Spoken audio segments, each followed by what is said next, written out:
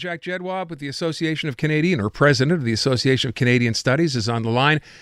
Jack, I was asking our audience about these numbers because to me, this whole issue of immigration, and this has now been something we've been talking about for a while. And it's funny, I said to Mark Miller like a month ago, whoever thought a year ago that immigration would be an issue when it comes to the next election? But clearly it's going to be. The survey that you had commissioned basically shows that more Canadians, fair to say, than ever before, are now concerned with this issue.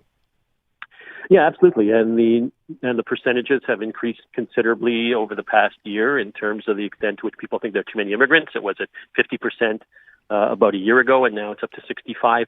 What's interesting, you want to look at this from the other perspective, if you like. Almost no one is saying there are too few immigrants. It's at 2%. So the case that we often hear about how important immigration is for our demographic future and that we've got an aging population isn't at this time something that's resonating with Canadians. All right, so let's break it down a little because that's always interesting in terms of, demographics, who, where, how old. Do we know that in this study?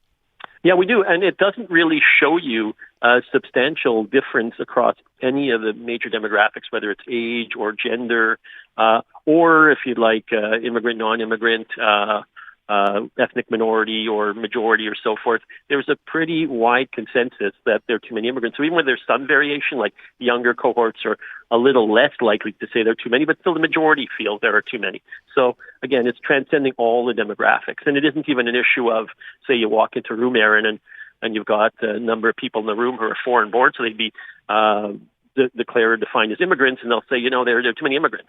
Right? So even that group, that are immigrants by definition, think there are too many immigrants. Of course, I notice that when I speak to people who've been here for like 5, 10, or 15 years, and I say, you're immigrants, they'll say, no, we're not immigrants. We've been here for 5 or 10 years. Right. I wonder, too, I took calls on this, and there's always that idea or that distinction between, are we talking asylum seekers? Are we talking, immigrants? Are we talking, foreign students, temporary foreign workers? I mean, a lot of it gets sort of put into the same pot. At the end of the day, you make no distinction when you ask the question, right? Yeah, but I have in the past with refugees, and it's coming out pretty much the same. So I don't think people are making those distinctions. I have 2 other questions in the survey. One about the extent to which people say they have a good understanding of immigration policies in Canada. And even those people who say they have a very good understanding are, in fact, more likely to feel there are too many immigrants. I'm not sure that, in effect, the extent to which they say there are too many, they have a really good understanding is accurate or not. But it's about perceptions, and that's the way they feel. Do you ask, or did you ask in the survey questions about when you say there are too many immigrants or the level of immigration is too high, why they say that? Like, what are the issues? What are the contentions to support that point? So I've asked that before. I've tried to sort of unpack what those people saying too many immigrants feel is sort of a predictor or driver of that feeling. And people usually talk about economic issues. If I sort of collect all their answers, housing is an issue. But we're seeing something different in this survey, not on the basis of trying to get a better idea of what they mean by too many, but in another question on whether people have positive or negative sentiments towards immigrants. So in this survey, you're seeing a 13-point increase from 28% to 41% saying they have negative views of immigrants. Right? And that's disproportionately the case for those people who feel there are too many immigrants, where it rises to like 57%, who are now saying they hold negative views of immigrants. So there's a bit of a spillover. So like before you could say, I don't have anything against immigrants. I think immigrants are made an important contribution to the country, and and that's all good. But I think there are too many. But now you're seeing this other profile emerging, where a lot of the people who are saying there are too many are all saying that they don't have positive views of migrants.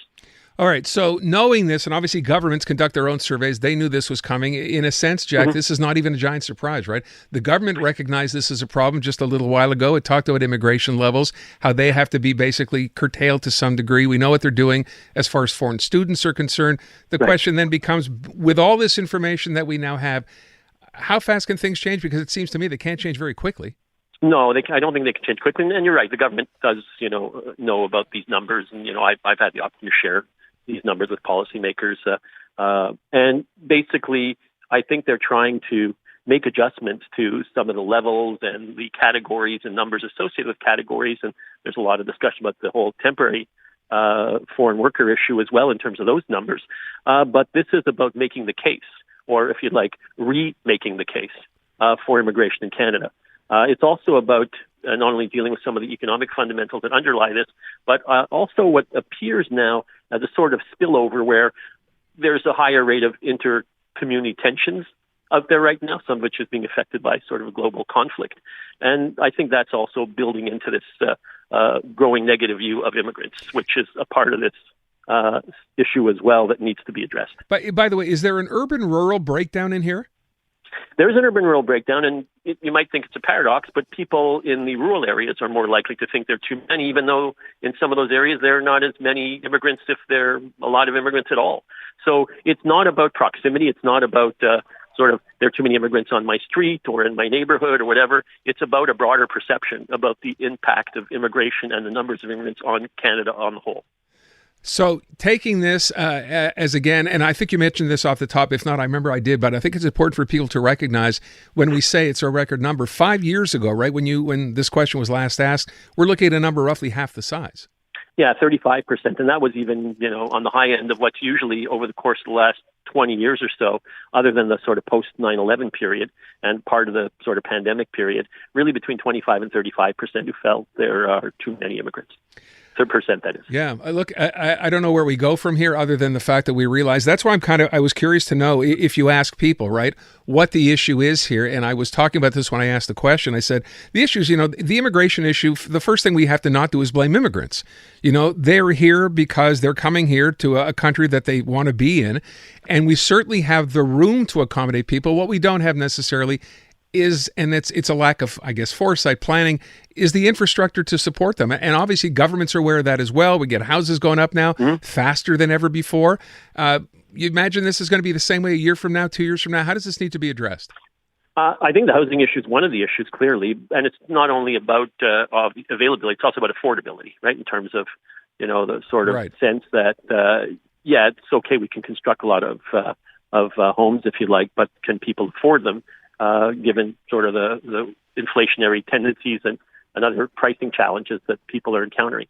So it's part of that as well. But now it's a combination of those factors, like the sort of economic pinch with some of those tensions that we're seeing growing in terms of relationships between communities and, how people are reacting to that. So it's a bit of I wouldn't call it a storm, but it risks creating that type of storm. And another issue quickly, I think, is worth sort of putting into the picture on this, to the mix, is what's going on in the U.S. and in parts of Europe. Right, you've got a very toxic debate about immigration in the United States in the middle of a fascinating election campaign, and people see that as well. And I think that's also factoring into all of this. Yeah, that's a good point. And of course, when you talk about the rest of the world, consider what's going on in some European countries and how immigration has become such a divisive issue there too. No, absolutely. It's a divisive issue in many European countries. We've seen some major changes in governments and governance with respect to migration in those countries. So, and people in Canada are going to see that. They may hear some of it on your radio station. Yeah. We don't live in a vacuum. Jack, thank you so much. Appreciate it.